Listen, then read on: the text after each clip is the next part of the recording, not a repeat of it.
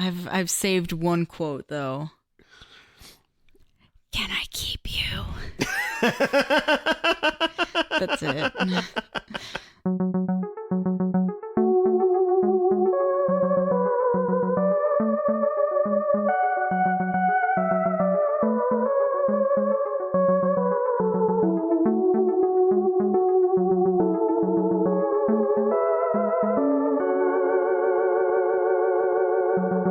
Hello, everybody, and welcome back to another episode of Who Is My Doctor? Ew. Who's my doctor? Not this guy. Who is indeed. I'm your host, Zach, and I know a lot about Doctor Who. I'm also your host, Cassie, and I don't know a lot about Doctor Who. I did not like that. Got it, so I'll do that more often. Oh, no, because you have to understand, I've gotten used to how you say it in my head. So when you flip the script and do something different, I am legitimately thrown off.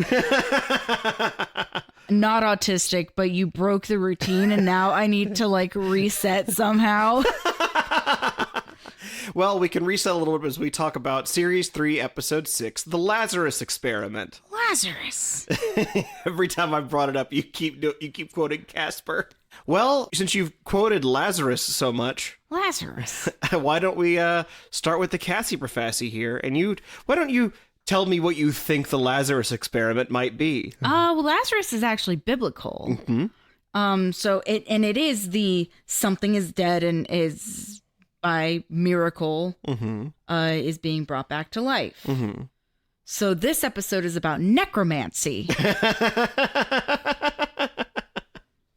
So you think that the Lazarus Experiment is about reviving the dead? I think so, yeah. Okay. That makes the most sense to me. Okay. There would be no other, because we're not going to call it the necromancy experiment, the Jamie Kennedy experiment. Necromancing the stone? And then for your second little bit of the Cassie Professy today, in this episode, the Doctor uses the sonic screwdriver to amplify an instrument. I'm going to let you, and I'm going to let it be open-ended here because there's so many instruments. I don't need you to get specific, but I'll let you guess a particular. If you guess in the vicinity of the type of instrument that it is, you will get the point. Now, do I get a clue musical instrument? Yes, I do it a musical instrument. Okay. So you said instrument. I also thought instruments of torture? No. Surgical instruments? Musical instrument. Got the dark thoughts that just rattle around in your head where I say instruments and your first thought is, bloodletting. Leeches. Waterboarding. The sonic screwdriver will make waterboarding far more intense. The sonic screwdriver makes the stretchy chair. Stretch even stretchier. Not stretchy chair, it's the stretch bed. Which, TBH, if I could just have a very low grade medieval torture sesh where somebody's stretching my back out. Oh. The Doctor's like, I'm going to improve the resonance of this Iron Maiden. Yeah. Why not? But no, These rats not hungry enough. I do mean a musical this instrument. bamboo not growing fast enough. Did you know about that one? I did not. It's a form of Chinese torture where prisoners of war usually would be tied to the ground over a sprouting bamboo plant. Because if you know anything about bamboo, it grows incredibly fast. So within a matter of weeks, you would have this bamboo shoot that is just growing through a person. Ew. Yeah. Gross. Yeah. So bamboo not growing fast enough. Oh, no. So Rats not hungry enough. Bees not ravenous enough either. Because that was another thing too. Is not bees but flies. They would coat people in honey. Not the bees. Yeah. Not the bees. Yeah, they would coat people in honey and have flies and other vermin just eat at your flesh until you were eaten, basically. I mean, over time you die from starvation and dehydration. But, nature's already taking its course and you're halfway gone by the time you get there. Yeah, just some light listening today for our listeners. However, this is not about torture. This is about Doctor Who. This isn't about medieval instruments of torture. Triangle. So you're guessing it's a triangle? I mean, if we want to broaden it out, some kind of percussion instrument, but Okay. triangle or like, because I'm also thinking if we're going with the theme of death, bells are often synonymous with like death and dying, as the bell tolls. For whom the bell tolls, that might be the actual turn of phrase. And bells are considered percussion, right? I would say for those purposes, I could count it as percussion. Actually, yes, I believe they are percussion. Yeah. So if I'm going to use terminology, but give it the broadest of terms, I'm going to say the Doctor enhances a specific percussion instrument. Okay. I would be flabbergasted if it was indeed a triangle. But well, let's find out together. very seldom do I get two things correct in these. So well, let's find out together if the Doctor amplifies a percussion instrument and if the Lazarus Experiment is about reviving the dead as we watch Series 3, Episode 6, The Lazarus Experiment. Lazarus.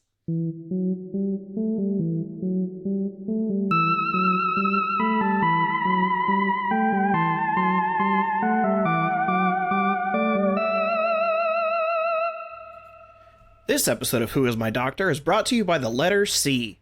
For car. That's right. The man car! Did you think you were safe? No one is safe from the man car, the only car that's allergic to vegetables. In fact, this car doesn't run on gas, it runs on the blood of great white sharks. But don't worry, the man car wins every fist fight he gets into, especially with great white sharks. That means fuel is absolutely free, as long as you don't think about how sad shark babies are. The man car. It'll make you popular, but not with women, because that would be gay.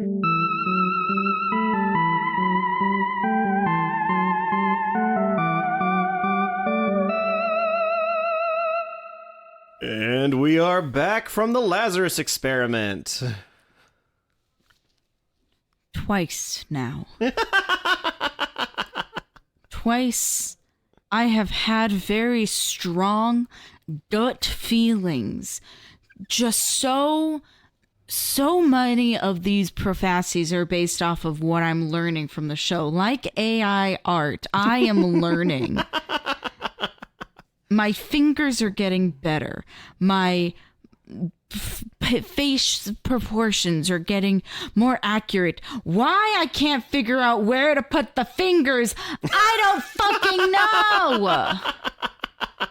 Yes, Cassie... Oh my god! Cassie had claimed about the bells, and there was, in fact, a bell tower. That was his original idea, was to go up to the bell tower. Well, no, his plan was to get into the tower so he could play the pipe organ. Oh my god.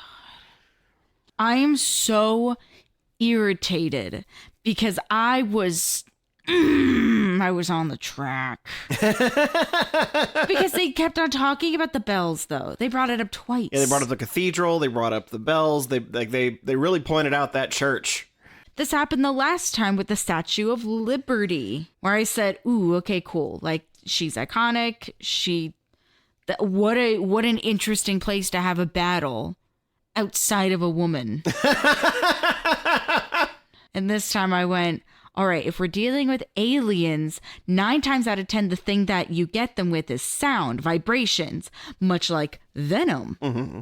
And I went, that feels so correct because that is this, man, I'm blanking out on when the first Venom comic came out.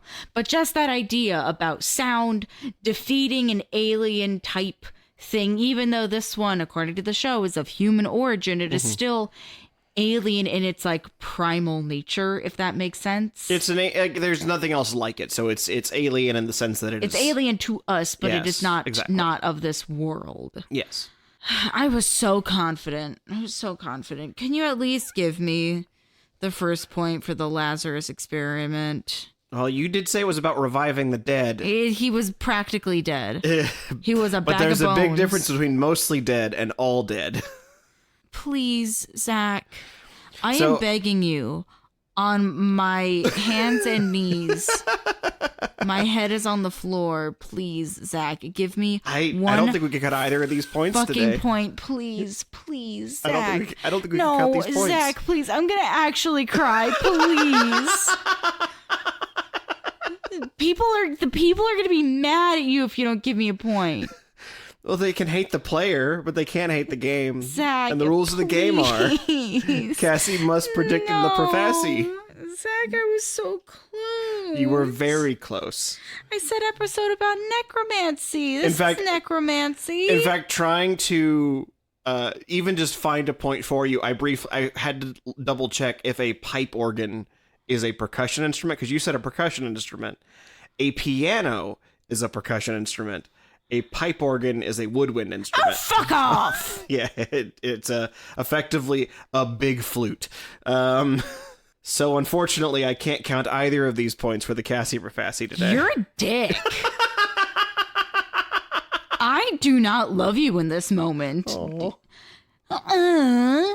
Bitch. The people are on my side. Well, You're gonna get some hate from this. I probably am, but we'll see how it goes.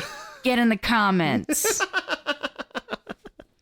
At WIMD Pod.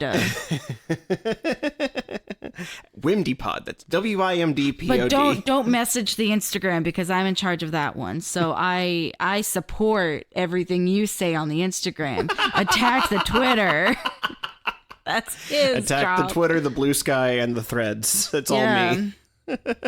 Instagram, though, that's me. If you sympathize with me, you can message me through that.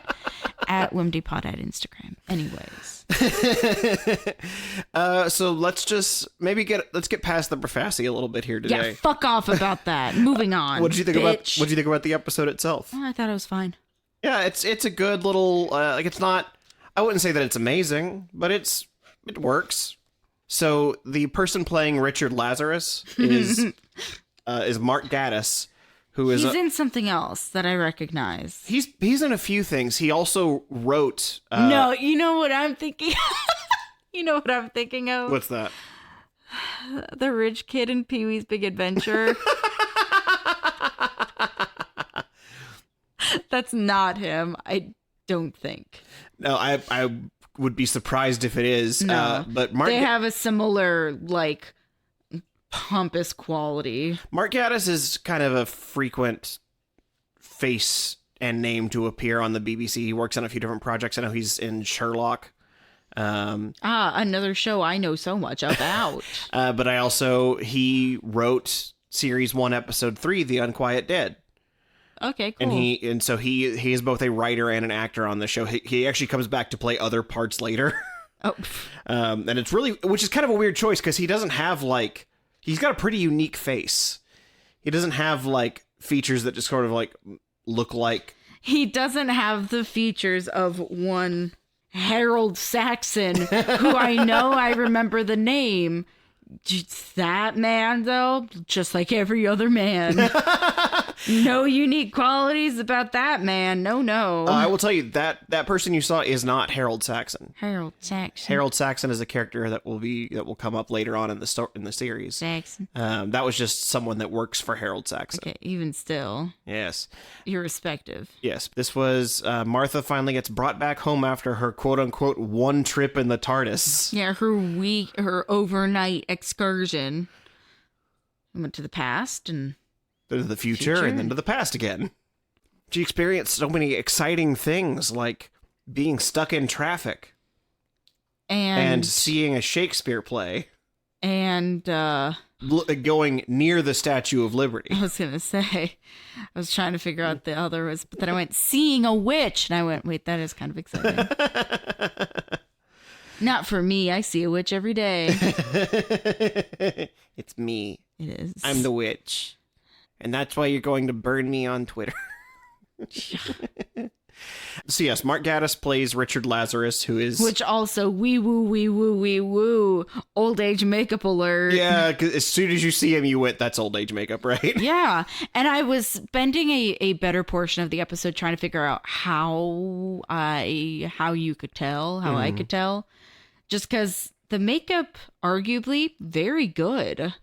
But also there was something about, it could have just been the elasticity of the skin, which now that I'm thinking about it, I think is probably that and the eyes, because it's hard to put a lot of stuff on your eyes, and old age makeup, a lot of it is dragging down. Yeah. And you can't really apply too much to the actual eyeball or the skin around it, just because that skin is incredibly thin and delicate. So it does, and it is incredibly flexible, so nothing really sticks to it. Yeah. And then also, when you're old, your skin is like paper. Yeah, that's the other thing, is it feels like his skin is very thick. Yeah. Which is probably because they're applying a thick layer of makeup onto his face. Which, fair. Yeah. I was just playing the makeup artist game in my head of, how can I tell? Because fun fact, I thought for a very long time about going to school for special effects makeup like this. Yeah, that would have been neat. I mean, I still can. Yeah, you still could. It's just the school is $20,000. Gross. Yeah, and it's not really a bustling industry either. It is fun. So talking about this being Martha's return back, the doctor makes a point that this is 12 hours later from when he picked her up. My favorite is him leaving and then coming back going, I'm sorry, changing the course of human history? Did you say he was going to change what it means to be human? Yeah. Which means that he left, and for what was probably in TARDIS time, several minutes, going back and forth on, no, I shouldn't go back. I've already left her. It's hard to say goodbye. I've already said goodbye. But also he said, changing what it means to be human. That's just, no. Not going back to his... what I wrote down as autistic sensory board a la TARDIS. I mean, considering how well the Doctor flies the TARDIS, there's a very real chance that he went on days of adventures and then warped back saying, hang on, I've been thinking about this for like 2 weeks. Yeah, fair. Considering that it left and came back as quickly as it did, I think he was only gone for like an hour. I also wonder if he dropped Martha off 12 hours later to try and apologize for the fact that he fucked that up with Rose, because he tried to bring Rose back, quote, 12 hours later, and it was 12 months. Yeah, probably. Yeah, so it feels like he's still just repeating the same stuff with Rose. He's just trying to like make it better, I guess. But then what's funny to me is that 12 hours ago was when Martha was in a hospital that went to the moon, and nobody says anything about that. Yeah, nobody says anything about that to her. Yeah. They're just, where have you been? Who is this? Where'd you meet him? Yeah, where it's like, oh, Mom, I'm so happy to see you. And she's like, you saw me last night? And I'm like, yeah, and 6 hours before that, she was on the moon. Yeah, she thought she was going to asphyxiate and die. What do you mean, why is she acting like that? Like, be happy your daughter is happy to see you. Do you know how just ecstatic my mom would be if I saw her and my face lit up and I ran to her for a big old meaty hug? Do you know how thrilled she would be? Extremely so. Yeah, it seems like that they wanted to like do the hand wave of like, no one's gonna have to even notice that you're gone, having not thought about what happened just slightly over 12 hours ago. To be fair though, I also forgot that she was on the moon and almost died. And saw the rhino police. Not the monkeys. Not the monkeys. So they go to the party for the Lazarus Experiment, where the doctor yells out, "Nibbles! I love nibbles." Do you want to know what I heard? What'd you hear? Nipples! Don't we all love a good nipple? I mean, yeah, but... We should let you know, both of us do this podcast fully shirtless. Nips out. Oh, I'm butt naked. I say it as I could not be wearing more clothes inside at any given point. And then Richard Lazarus jumps into his Lazarus tube. Before that happens, though, when Martha's mom asks her what they've been doing, she just says stuff. No, actually, that's about it. We haven't had much time to chat, been busy. Busy? Doing what exactly? Stuff. And in my head, I'm going, wow, her mom thinks that they've been fucking this. Because that's 100% what it sounds like. Oh, we're doing things. Yeah, we're doing stuff. Things and stuff. Stuff. Yeah, when I tell people, what did you do this weekend? Oh, just stuff. They don't know that I've been spending my time crocheting a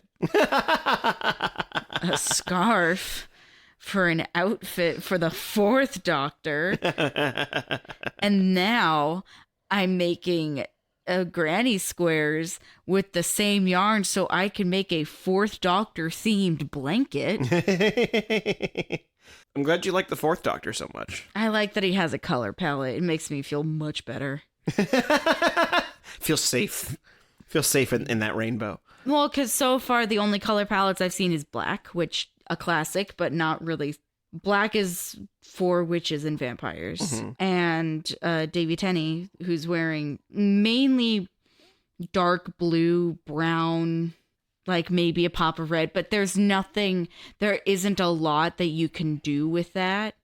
But Tom Baker's got the ye old scarf of many colors. You're probably gonna really like Matt Smith's final outfit then, because he wears an all purple suit. Pimp. All purple tweed suit. Classy pimp. We'll see how you feel when we get there. Yeah. All purple suit. So he's Willy Wonka. I mean, you're not wrong. Cool. Anyway, so Richard Lazarus gets de-aged in the Lazarus Experiment. And then everyone marvels at him while he takes his wife upstairs and just proceeds to be the absolute cattiest bitch to her. My favorite line, which I'll let everybody at home know. When we're watching these episodes, I keep to myself. I'm taking my little notes. Very rarely do I actually say anything out loud in the episode, because if I have any thoughts or silly things I want to say, I write those down so I can do them here. So I get a genuine, actual laugh out of my co-host, Zach. This was one of the first times that I went, oh, whoa, because... Well, at least one of the first non-Dalek times you've done that. Dr. Mr. Lazarus, as he's talking to his wife, as she's telling him about, how much money they're going to make and how many lives they're going to change. And how they're going to be young and rich together. And they're going to live like this forever. He goes, and I quote, You think I'd waste another lifetime on you? Oh my God! Ouch! It's the same energy as same energy as Frozen's. If only you had someone that loved you. Well, you said Frozen. I thought you meant Frozone. I went. His lines are iconic. What do you mean? So where's my super suit? It's worth noting that Mark Gatiss is a gay man. Which explains why he's really good at delivering such catty dialogue. Oh my God. Yeah, he's. I mean, it's really good though. Yeah, it's really good. But I think that's part of the reason. reason. If only there was someone who loved you. Yeah, I think there's a reason why it just really jabs at you that way. Is it just feels like it feels twice the punch when you know that he means it. That means then that we're not seeing an entire lifetime, nor do we need to. But this is a man who has decided in the moments between being very old and basically a corpse. I would say effectively dead corpse, man. Padding my argument. He was 76. He was not dead. Dead. That man's dead. A life gone. Hey, more people get done. More people get stuff done in 20 years than some do in 80. You ever think about that? That's a quote from this episode.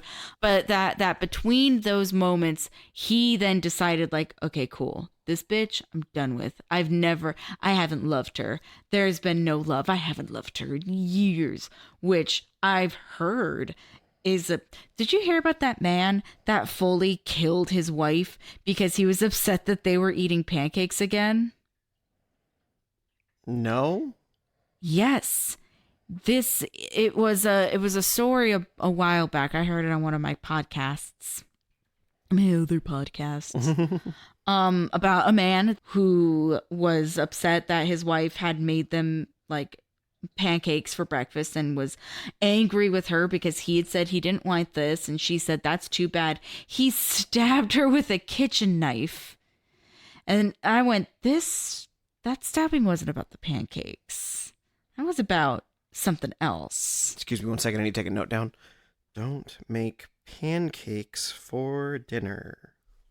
You know, if you made me pancakes, I would forgive you for not giving me any fucking thing. Do make pancakes for dinner. He's like, do we want pancakes? This is actually real talk now. We could do pancakes. I'm not podcasting. We could do anymore. breakfast for dinner. Pancakes. As they're having their catty little argument, Lazarus drinks his wife. Oh my God. As the doctor describes it, like squeezing all the juice from an orange. Yeah. Do you want to know how I described it? Would you like to know how I wrote it down? Sure. It started off with the thought of, could you imagine watching a person's life essence get sucked from their body like a Capri Sun? It's like someone's. Oh, we kind of saw that actually because I was in the first episode of this season. Someone literally stuck a straw in people and drank them. Yeah, but like, could you just imagine walking into a room and seeing like a Dementor style, like, yum, delicious. Your not even your soul, like your life force. Like, there's no other way to describe it. Just gone. I slurped up. Because it started with him eating an entire tray of hors d'oeuvres, which slay. Vibes. Yeah. Same. That's both me and Zach at parties. Why just grab up a little snackaroonie when the servers are walking by when you could just hand me the tray? I'll take care of it myself. I'll bust it myself too. I'll put it back. Gib tray. Nom, nom. Lazarus then takes Martha's sister up to the roof. Tish. Yeah. Yeah, she's in charge of PR.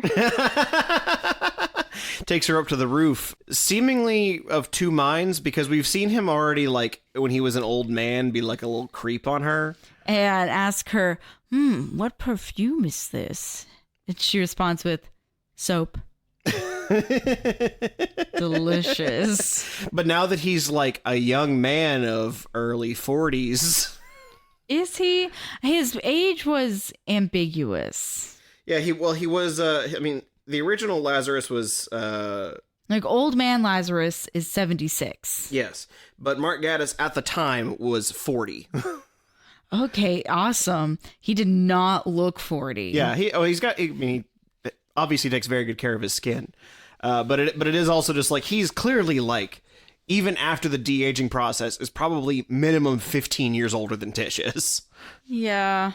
Like, even if you assume late 30s, that's still more than a decade older than Tish is. But she's like weirdly into it now, just because he's a slightly less old creepy man. I mean, it's also one of those things of, whoa, I just saw you perform a miracle. You're gonna make millions. I guess there is something to be said of, wow, if I make out with you, I get a lot of money. It's the idea. It's the same thing that happens with me, I think, when I go to see theater sometimes, where I'm like, this actor, this person they got to play the main lead, they're not that attractive, but by the end of them, I'm head over heels. Why? Because they're talented. And they've spent the last 2.5 hours proving to me just how talented they are. I'm talking specifically about Reeve Carvey. Every time and time again, I go, psh, this guy's got nothing. This Peter Parker, forget about it. But then you hear him as Orpheus. Oh. So they're on the roof, and the doctor comes to rescue them just as Lazarus turns into a giant scorpion monster. Yeah, I was a little confused about the design of that. I know that it was based off of, like, it's all human in origin. It's not alien. These are recessive genes that can be buried and masked over time. Yeah, like there were the things that evolution could have taken you to, but didn't for one reason or another. And I'm like, that's a little bit of a stretch. Well, particularly considering how large the monster was. And that was the part where I was like, I can buy into literally everything else. It's simply the sheer size of this creature. And that it still has a human face. Its face reminded me a little bit of the I know I'm gonna botch the name. The collector's face in Avatar. Oh, yeah, the face collector. Oh, gotcha. Okay, yeah, the face stealer. It had a similar quality for that, and I think that's just because the eyes are dead. Yeah, and the whole thing just looks a little too wet. A little too wet, and also a little too smooth. Yeah, the CG. I mean, it was 2006 on a TV budget. For what it is, it looks pretty nice. Yeah, but why did it have to be so damn big? Yeah. That don't make no sense. You don't need a big, smaller monsters are scary. You make that the size of a garden lizard. Woof. I didn't know. He just turns into an actual scorpion and is just like chasing him around with his little feet. Yeah, but could you imagine how much scarier that is to watch that bitch suck out your life force? It just takes him a little longer. The whole climax, instead of taking place at a church, is just them trying to step on him. Come here, you. Trying to get him under. Back here, Mark Gaddis. Yeah, just trying to get him under a cup, so they could yeet him into the garden. Just coming at him with one of those like electric rackets. Got everything but Mark Gaddis. And so the way they save themselves is by hiding inside Lazarus's machine because he won't destroy his precious creation. Which, fair. Yeah. I mean, it also is just a little bit like, how do you know he's still like at that kind of high function? Because he sort of just seems like a monster. Yeah. Well, because the entire time, well, I guess his logic more or less is trying to figure out how to get into the machine. Because I think monster version didn't know where the door was. My favorite is when the monster like comes over and pushes the button. It's like very, very like, I'm doing science here and boop. Well, yeah, because he had to make the button so damn pressable. He basically went to Staples and got one of that was easy. That's basically what that button was. Yeah, and it's, I did like that as the doctor is like rewiring it, he just takes a moment to look at Martha and go, nice shoes, by the way. I also appreciate that. Any sort of like throwaway line like that, love it. There's a moment when they step out of the Lazarus machine, he goes, it shouldn't take that long to reverse the polarity. I must be out of practice. You wouldn't know this yet, but that's a Third Doctor thing. The Third Doctor's solution to almost every technological problem is just reverse the polarity. Wow. I think one of the most common quotes from him is reverse the polarity of the neutron flow, which means nothing. That means nothing. Right now is just the sound of a desert wind blowing through my brain. The tumbleweed scratching your left lobe. So yeah, that's far off. There's a coyote looking for a snack. Ow! That's a reference to the Third Doctor, who you'll actually see soon. We're going to take a stop at the Third Doctor here in a couple episodes. All aboard, Third Doctor. Choo-choo. Doctor, hoo-hoo. Oh, that's silly. That's a way sillier joke. But the Doctor manages to reverse the polarity, and it shoves the energy out of the machine, which then pushes Scorpion Lazarus into just being a regular naked man again. He's human again, only human again. Until he decides to run away. No, he gets put into an ambulance with it's a little ambiguous because he's wheeled into the ambulance with a red sheet like covering his whole body. Yeah. But it's covering his face too, so I think we're supposed to believe that he's dead. Yeah. Even though he's not technically in a body bag, but also never have you ever been wheeled into, at least me, never have I ever been wheeled into an ambulance being covered from toe to face. But you see, it was very important that he had that red blanket, though, Cassie, so he could hide his little pee-pee. Yeah.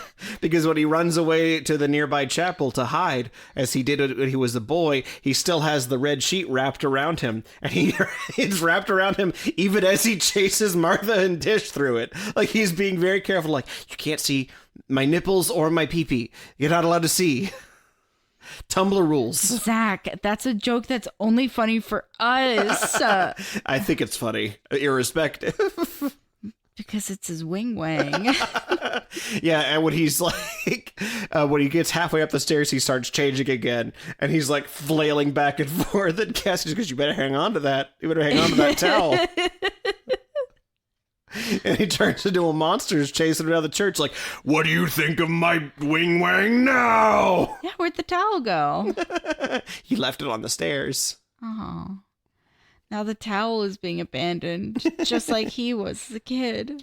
And the doctor runs the other way to climb up to a pipe organ, where the pipe organ, he cranks it up to 11. I don't know if you caught that. he cranks it up to sound volume 111%. I did catch that. I didn't know if that was significant for any. I feel like I don't know how pipe organs work. I mean, like, genuinely, this isn't even like a, oh, I don't know how they work in the context of this dough. I sincerely do not know how pipe organs work. They might as well be witchcraft. This isn't even a bit, dude. Nobody try to explain it to me either. I like believing that they are magic. That is how God speaks to us. But I think the doctor cranked it all the way up and then cranked it 11% higher than it should technically be able to go. And so the noise of it makes him like clutch his delicate ears and fall down several floors and land and die. Land, and as he reverts back to human, his leg is still cut. He's like laying over, so his leg is covering over his other leg. Yeah, it was just very tasteful landing. It's just like, because even in death, you cannot see my pee-pee. Because you know that if you kersplat on the floor, your bits is going everywhere. I mean, I also feel like if I kersplat on the floor, there's going to be a puddle of blood underneath me that was not under him. I think in that defense, we don't know that monster bled. Yeah, I guess we don't. But then after he turns back into young Mark Gaddis, he then gets his old age makeup back again as the doctor closes the corpse's eyes. He has thick-skinned, flabby cheek. Wrinkles in the wrong places. No, wrinkles were in the right place. It just looked weird. And then I did like, though, before we move forward, I did like the ongoing conversation that the doctor was having with Lazarus about time. Mm-hmm. And living multiple lives, because in essence, that's the doctor. Mm-hmm. That's exactly what the doctor has been doing for hundreds of years, centuries, basically. Yeah. And it's just interesting to hear his argument against himself, basically, because that's all he ever does is regenerate and become somebody new and live a different lifetime, basically, or has the option of living a different lifetime, but instead dies often because of what was it that happened with some of the doctors? He fell off a bike. Yeah, one fell off a bike. One fell a couple floors worth of height. One of them got shot. That was fun. In all three hearts. Two, but still. Yeah. One, so we'll get to it eventually, but the seventh Doctor regenerates into the eighth by stepping out of the TARDIS right as a gang drives by and he gets shot. And then he regenerates at the hospital. One just dies from old age. That's different, though. Actually, a couple technically just die from old age. Their way of phrasing it is wearing a bit thin. It's just fun it's... I always enjoy the existential dread of immortals. Yes. Well, because there's something to be said about why the Doctor really likes humans. And they unveil a few reasons why, and one of them is that humans are a species that know they're going to die, and they live in spite of it. Mm-hmm. So I think part of him is like, Because you have to wonder how Time Lord Society reflects that as a society that does not die. In fact, they put in a lot of safeguards in their own longevity to make sure they don't die. Mm-hmm. So there's also this conversation that the Doctor and Martha's mother are having throughout the episode. Less a conversation and more Martha's mother is getting information about the Doctor through an unknown source. Mm-hmm. And my thing is always, why are you going to believe somebody why are you going to believe one stranger over another, basically? Yeah. Well, it also seems like she just does. She has an intrinsic distrust of the Doctor, presumably because it just seems like, as far as she's aware, Martha's only known him for less than 12 hours. And he's also implied they've had a lot of sex. Those are the two things that she's heard so far. Oh, he ain't implying nothing. And then they immediately ran headfirst into danger that put Martha's life at risk. So I'm sure there's a part of her that's just like, I'm already predisposed to dislike this person, and I'm being fed information that confirms my bias. Fair. But speaking of Martha, the Doctor, Martha is now officially a companion. She is not just coming along for one ride. She's formally invited along, and I really enjoyed that scene of that too, where she's like, I can't just keep doing one ride. If I'm going to come along, I want to be like a full partner. And he goes, okay, if that's what you want. And she assumes it's a no, but the Doctor's like, why are you mad? I said okay. Yeah, that's a very you thing to have happen. What do you mean? I said the words. Yeah, but you didn't say them in a way that made me believe your conviction. Once again, with passion. Once again, I expected something to go one way, and I accepted the way that confirmed my bias. Yeah. But at the very end, we hear the name Harold Saxon. Yes, Martha's Am mom I leaves a voicemail. supposed to remember who that is? Have we interacted with this Harold Saxon before? No, you have not met Harold Saxon before. We have heard the name Saxon before. His name was brought up in the first episode of the show as well. Okay. But you have not seen Harold Saxon yet. Okay. That is a later down the line character. In the first episode of the new series? The first episode of this season. This season, did I write his name down at all? I don't think you did. I don't think it stood out to you as an important moment in that one. Not at all related. In one of my previous notes, I just write, Clamantha! I guess I didn't write that down. Yeah, no, they mentioned Harold Saxon at the very beginning of this season. Damn it. But this is the first. Well, they didn't really make a big deal of it. They just sort of threw him out as a name. This is the first time it's been made a deal, and so we might find out what's up with Mr. Harold Saxon on the next episode of Who Is My Doctor? Who is my doctor? Who is indeed? Goodbye. Goodbye. Stop, please.